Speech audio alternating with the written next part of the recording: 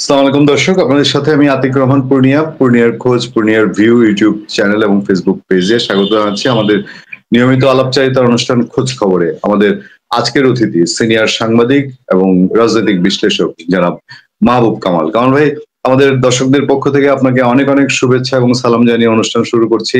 সমসাময়িক রাজনীতি এবং আমাদের আম, এই অঞ্চলের বর্তমান রাজনৈতিক পরিস্থিতি নিয়ে কামাল ভাই, সরাসরি আলোচনা অনুষ্ঠানে যাই। আমি খুব বেশি বড় ভূমিকা না করে আপনাকে একটু ধরিয়ে দিই যে আজকে আমরা যেদিন কথা বলছি এদিন শনিবার।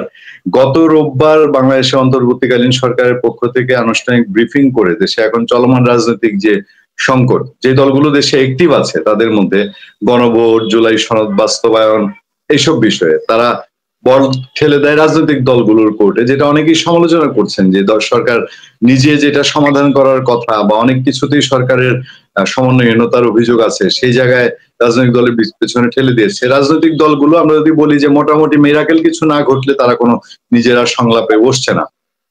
জামাতের পক্ষ থেকে বিএনপি কে ফোন করা হয়েছে, বিএনপির স্ট্যান্ড আমরা যতটুকু জানি যে তারা এতে কোনো রেসপন্স করবে না।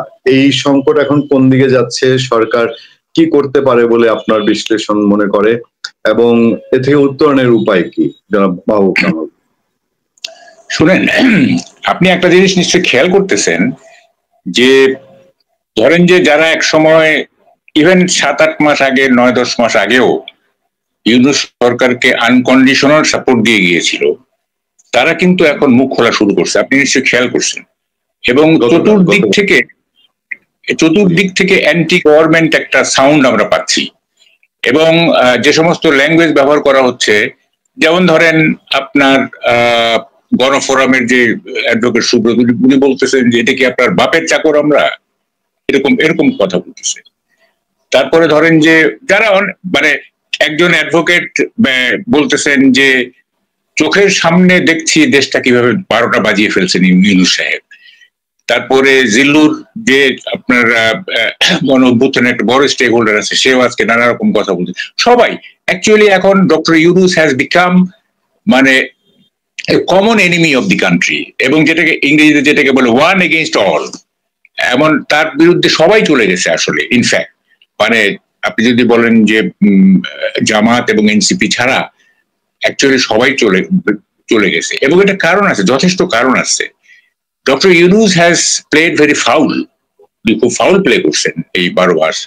এবং দেখেন, এই যে একটা বিরাট ক্যানভাস উনি নিলেন সংস্কারের নামে, হ্যাঁ, এইটা এখন স্পষ্ট যে এই বিশাল ক্যানভাস নেওয়াটার অর্থ হচ্ছে he wanted to prolong his tenure. তার শাসনকে উনি প্রলম্বিত করতে চেয়েছেন। মানে যে আমি একটা কথা প্রায় বলি, যে অসুখ একটা দুইটা ওষুধে সারে না, সে অসুখ 2 মুঠ ভর্তি ওষুধ খেলেও সারবে না। হ্যাঁ, আমাদের এই যে 2 মুঠ ভর্তি ওষুধ ধরায় দিচ্ছিলেন উনি আর কি। হ্যাঁ, এটা বোঝা যায় যে তাহলে উনি রোগটাকে জটিল মনে করছেন। এখন দেখেন, এই যে জুলাই সনদ না, প্রথম প্রশ্ন হচ্ছে এইটা কত পার্সেন্ট লোককে প্রতিনিধিত্ব করতেছে জুলাই সনদ, কত পার্সেন্ট লোককে? যেখানে আওয়ামী লীগের মতো একটা বড় দল, হ্যাঁ, ওদের যারা ক্রিমিনাল তারা তো আপনার প্রসিকিউশনে আছে। তো এই যে লার্জ মানে ইলেকটোরেট অফ আওয়ামী লীগ, হ্যাঁ, অনেক নির্দোষ আওয়ামী লীগ, গ্রামাঞ্চলের ইত্যাদি, তাদেরকে গিয়ে জুলাই সনদ প্রতিনিধিত্ব করছে। ইভেন জাতীয় পার্টিতে ধরেন কতগুলো পকেট আছে, জাতীয় পার্টির ভোট আছে ও রংপুর টংপুর এইসবে, তাদের কি প্রতিনিধিত্ব করছে জুলাই সনদ? তারপর ধরে বিএনপি যে জুলাই সনদের একটা পার্ট, বিএনপিও তো এখন বলতেছে যে তাদের নোট অফ ডিসিশন গুলি আমলে নেওয়া হয়। তার মানে বিএনপিও তো আপনার জুলাই সনদ থেকে সরে আসলো। তাইলে কত পার্সেন্ট লোক দাঁড়ালো? অ্যাকচুয়ালি এই জুলাই সনদ জাতীয় ঐক্যের প্রতিফলন নয়, এই জুলাই সনদ হচ্ছে জাতীয় অনৈক্যের। এই জুলাই সনদ জাতিকে আরো বিভক্ত করে দিচ্ছে। হ্যাঁ, এবং আমি একটা কথা ওই দিন টেলিভিশনে বলছিলাম যে পাকিস্তান ভাঙার একটা অন্যতম কারণ হচ্ছে পাকিস্তানের সংবিধান। 1962 যে কনস্টিটিউশন পাকিস্তানের, সেইটা পূর্ব পাকিস্তানের আকাঙ্ক্ষাকে ধারণ করতে পারেনি বলেই একটা সময় এসে পাকিস্তান ভেঙে গেছে। এখন আমিও বলি, এই যে জুলাই সনদ, এইটা আমাদের জাতির যে ঐক্য, সেই ঐক্যটাকে ভেঙে দিয়েছে অলরেডি। হ্যাঁ, তো ফলে এগুলি যা হয়েছে, এখন দেখেন কত টাকা খরচ হয়েছে এইসব ঐক্যবদ্ধ কমিশন, এগুলি বেরোচ্ছে। এবং সবটা মিলে এখন দেখা যাচ্ছে শেক্সপিয়ারের ভাষায় বলতে হবে, মাচ অ্যাডো ফর নাথিং। এত হইচই হইলো, এটা নেট রেজাল্ট হচ্ছে কিছুই না। হ্যাঁ, এবং দেখেন মানে জুলাই সনদকে কেন্দ্র করে নির্বাচন আদৌ ফেব্রুয়ারিতে হবে কিনা এরকম একটা সংশয় দেখা দিছে এবং আমি তো আশঙ্কা করতেছি যে জামাতের পক্ষ থেকে এবং এনসিপির পক্ষ থেকে এমন কিছু প্যাচ লাগানো হবে, এমন কিছু বিতর্ক তৈরি করা হবে যেখানে নির্বাচন অনুষ্ঠান করাটা খুব প্রবলেম হয়ে যাবে। এবং আমি পরশুদিন RTV শোতে বলছি যে দেখা যাবে যে এনসিপি আপনার নির্বাচন কমিশন নিয়ে প্রশ্ন তুলবে, বলবে যে এই নির্বাচন কমিশন পক্ষপাত দুষ্ট। এবং ঠিকই দেখেন আজকে সকালবেলা উঠে ফেসবুকে দেখতেছি নাহিদ ইসলাম বলতেছে যে এই নির্বাচন কমিশন এটা পক্ষপাত দুষ্ট ইত্যাদি। আমি কিন্তু পরশুদিনই বলছি এটা, আই অ্যাসিউম যে এটা হবে। এবং ধরেন যে মানে জুলাই গণভোট কবে হবে এটা নিয়ে একটা বিতর্ক আছে। তারপরে আপনার পিআর সিস্টেম হবে কিনা, আপার হাউসে পিআর সিস্টেম যদি হয় বিএনপির ফর্মুলা অনুযায়ী হবে না জামাতের ফর্মুলা অনুযায়ী হবে, এইসব নানা বিতর্ক তো এখন আছে। এবং এই বিতর্কগুলো আপনার এখন সজীব হবে, এই বিতর্কগুলো এখন আরো বেশি করে সামনে আসবে। এবং আমার ধারণা যে আমি ইদানিং বলতেছি যে আপনার ফলে এইটা আসার কোনো বাণী নাই, মানে no silver line in the cloudy sky. এই যে মেঘাচ্ছন্ন আকাশ আমরা দেখতেছি, আমি পার্সোনালি কোনো সিলভার লাইন দেখতেছি না, কোনো রূপালী রেখা আমি দেখতেছি না। ইভেন ধরেন নির্বাচন হয়েই গেল মনে করেন ফর এক্সাম্পল, তাতে কি লাভ হবে? মানে নির্বাচন হলেই কি দেশটা একেবারে ঠিক হয়ে যাবে? আমি তো বলি যে নির্বাচন হলেও যে দল ক্ষমতা দখল মানে সরকার গঠন করবে সেই সরকার 6 মাস 1 বছরের বেশি টিকতে পারবে না। সোসাইটি তো অন্য জায়গায় চলে গেছে।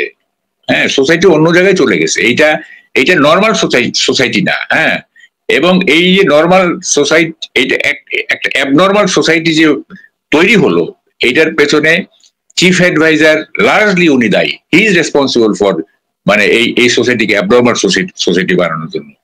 এবং মানে সামনে আমি তো মনে করি, আমি যদিও স্পষ্ট দেখতেছি না, ভবিষ্যৎটা খুব গ্রে এরিয়া, একটা ধূসর একটা ভবিষ্যৎ দেখতেছি, নাথিং গ্রিনিশ, কোনো সবুজ কিছু দেখছি না। তারপরও কিছু তো আন্দাজ করতে পারি, সেটা হচ্ছে যে মানে আমি তো দেখতেছি একটা বড় ধরনের সংঘাতের দিকে যাচ্ছে দেশ, বড় ধরনের সংঘর্ষের দিকে যাচ্ছে দেশ। হ্যাঁ, এই যে কনফ্লিক্ট অফ ইন্টারেস্ট, হ্যাঁ, জামাতের এক ধরনের ইন্টারেস্ট, এনসিপির এক ধরনের ইন্টারেস্ট, বিএনপির এক ধরনের ইন্টারেস্ট, এই জিনিসগুলো যখন আপনার আরো শার্প হবে, আরো তীক্ষ্ণ হবে, তখন তো আপনার সংঘাত অনিবার্য হয়ে পড়বে।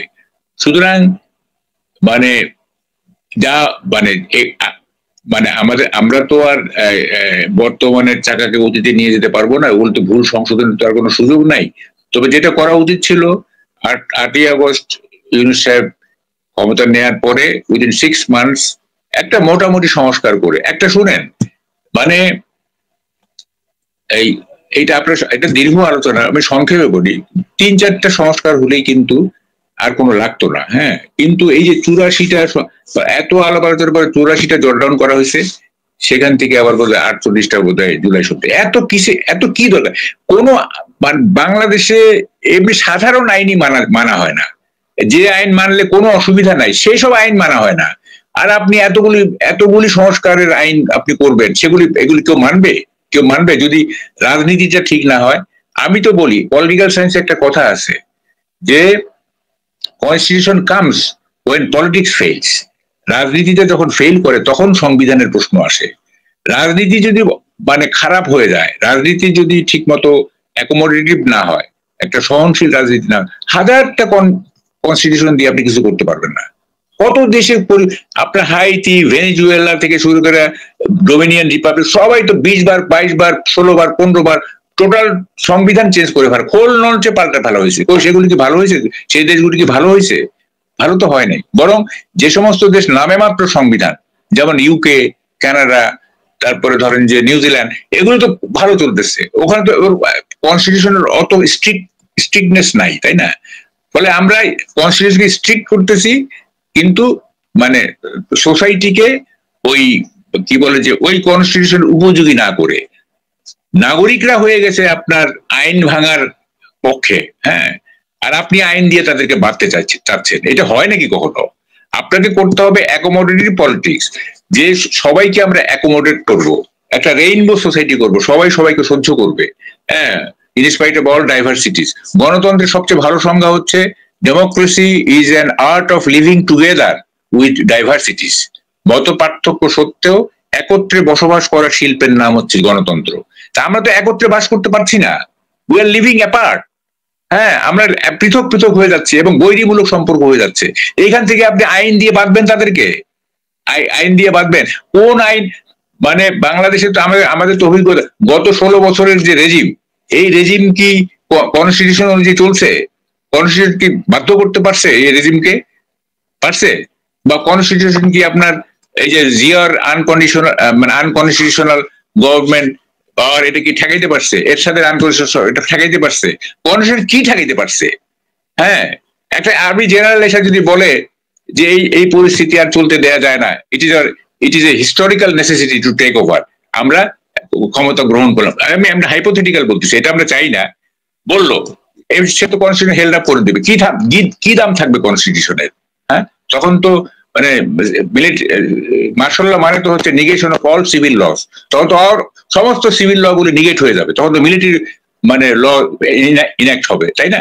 তো ফলে এই কনস্টিটিউশনকে আমরা এটাকে একেবারে বাইবেল ধরে এইটাই মানে কি মহৌষধ, হ্যাঁ ধনন্তরী, এইটা হইলে সবকিছু ঠিক হয়ে যাবে, এই এই এই যে মগজ ধোলাইয়ের যে একটা ব্যাপার চলতেছে, হ্যাঁ নিজেদের স্বার্থে। অ্যাকচুয়ালি তো শুনেন, রাজনীতিতে তো মগজ ধোলাইয়ের খেলা, যে যার মতো করে পাবলিকের মগজ ধোলাই করতে চায়, হ্যাঁ, এবং কিছু বোকা পাবলিক আছে এগুলি বিশ্বাস করে, এই মগজ ধোলাই হয়ে যায় তাদের, এবং সেভাবে নাচতে থাকে আর কি। হার্ড রিয়েলিটি তো কেউ বুঝতে চায় না, নিষ্ঠুর মানে যে গেমগুলি হয়। পলিটিক্স হচ্ছে আপনার ইজ এ ক্রুয়েল গেম, হ্যাঁ, এটা একটা নিষ্ঠুর খেলা, হ্যাঁ, এটা সিনিক্যাল গেম। ফলে এইটা এই নিষ্ঠুরতাগুলি বুঝতে হবে। বলে দিলাম যে একটা এই করলে এই হয়ে যাবে, এই করলে এই হয়ে যাবে, বাস্তবতা কি এগুলো পারমিট করে? আমাদের যে বাস্তবতা এখন হচ্ছে চলছে, যে মবক্রেসি কে আমরা মানে কি প্রাতিষ্ঠানিক রূপ দিয়ে ফেলছি অলমোস্ট, হ্যাঁ, যে মানে কি বলে যে আমাদের রাষ্ট্রের মৌলিক চরিত্র পাল্টে ফেলছি আমরা, রাষ্ট্রের মৌলিক চরিত্র। সেই জায়গায় আপনি কিছু সংস্কার দিয়ে মানুষকে ভালো করতে চাচ্ছেন, হ্যাঁ, এটা হাস্যকর ছাড়ার কিছু না। এই জন্য আমি বলি, লেট বাইগন বি বাইগন, যা হওয়ার হয়েছে। এখন ভাই একটা নির্বাচন দিয়ে এইসব জুলাই সনদ টনদ মানে যদি মানে করতে চান ভালো কথা, কিন্তু ওই গণভোটের নামে এইসব মানে টালবাহানা করে একটা ঝগড়া বিবাদ লাগাই দিয়ে নির্বাচনকে পিছাই দিয়েন না। খুব দ্রুতই ফেব্রুয়ারিতে যেটা ফিক্স করা আছে সেটা নির্বাচন দিয়ে ভাই মানে সম্মানে চলে যান। নির্বাচন হওয়ার পরে কি যে হবে সেটা আমরা বুঝি, কোন কচুটা যে হবে আমরা বুঝি। হ্যাঁ, এই দেশ মানে সেঞ্চুরি লাগবে, বুঝছেন, এটা শতাব্দী লাগবে এই দেশ ভালো হইতে। এটা কোনো ইমিডিয়েট সলিউশন নাই, এটার কোনো পলিটিক্যাল সলিউশন নাই। এটার সলিউশন হচ্ছে বিবর্তনমূলক, like the Dutch and the Danish. এটা বিবর্তনের মধ্য দিয়ে যদি সুসভ্য হয়। ডাচ ডেনিশটা যেরকম এক সময় জলদস্যু ছিল, ডাকাত ছিল, এখন সুসভ্য হয়েছে ওভার দি সেঞ্চুরি। আমাদেরকেও ওইভাবে ওভার দি সেঞ্চুরি আমাদেরকে মানে ওয়েট করতে হবে। আমরা এটা মনে করার কোনো কারণ নাই যে আমরা একটা সংস্কার, একটা জুলাই সনদ করে দিলাম আর দেশটা মানে ব্যস্ত হয়ে গেল, এইটা মনে করার কোনো কারণ নাই। হ্যাঁ, এগুলি সব ফার্স, এগুলি সব প্রহসন, এগুলি সব ক্ষমতা প্রলম্বিত করার একটা কৌশল, এগুলি রাষ্ট্রের টাকার অপচয় করার একটা ইয়ে। কত টাকা খরচ হয়েছে দেখেন, কি লাভ হয়েছে, কি লাভ হবে আপনি বলেন? এবং কেউ কি সিনসিয়ার? সবাই তো কৌশল করতেছে, সবাই তো মানে দেশপ্রেমের চাইতে রাজনৈতিক কৌশল বড় হয়ে গেছে এবং যেন তেন ভাবে ক্ষমতায় যাওয়ার জন্য চেষ্টা করতেছে। তো ফলে আমরা তো এগুলি বুঝি, আমরা যে বুঝি না তা তো না। হ্যাঁ, তো ফলে এইসব বাদ দেন ভাই, একটা নির্বাচনটা খুব দ্রুত করে ফেলেন, বিএনপির সাথে একটা কম্প্রোমাইজে আসেন। তারা বলতেছে যে নির্বাচনের দিনই কি বলে যে গণভোট হইতে হবে, সেটা মেনে নেন, এটা মেনে নিয়ে নির্বাচনটা করে ফেলেন। আর ওই সমস্ত মানে যে সমস্ত সিলি বিতর্ক আছে, যে আপার হাউস যে পিয়ার কোন ভাবে হবে, এটিকে পপুলার ভোটে হবে না আপনার নাম্বার অফ পার্লামেন্ট এমপিদের ভোট